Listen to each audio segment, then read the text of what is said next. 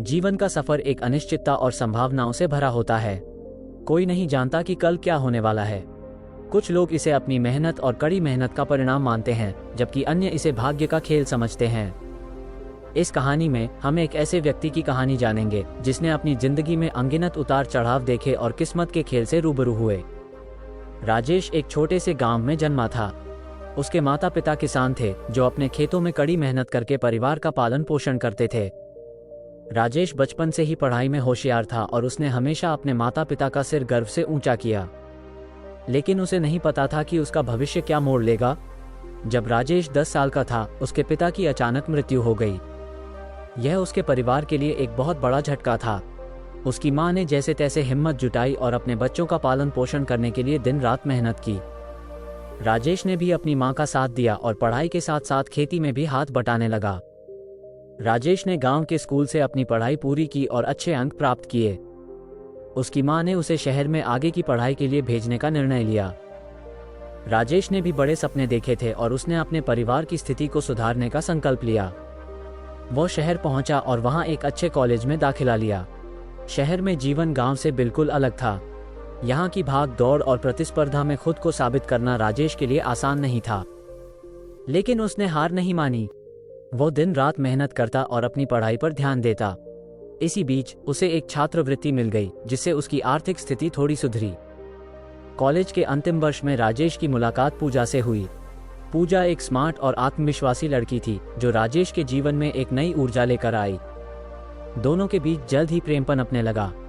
राजेश ने पूजा को अपने परिवार और संघर्ष की कहानी सुनाई और पूजा ने उसे हमेशा समर्थन और प्रोत्साहन दिया।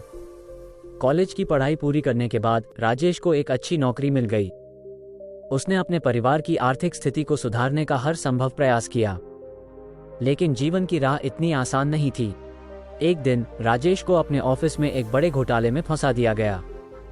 उसके ऊपर गलत आरोप लगाए गए और उसे नौकरी से निकाल दिया गया। राजेश ने अपने ऊपर लगे आरोपों को चुनौती देने का निर्णय लिया। उसने सच्चाई को सामने लाने के लिए हर संभव प्रयास किया, लेकिन किस्मत ने उसके साथ एक बार फिर खेल खेला। उसकी मां की अचानक तबीयत खराब हो गई और उसे गांव लौटना पड़ा। गांव लौटने के बाद राजेश ने अपनी मां की देखभाल की और खेती में फिर से जुट गया। उसने किस्मत को दोष नहीं दिया, बल्कि अपने संघर्ष को जारी रखा।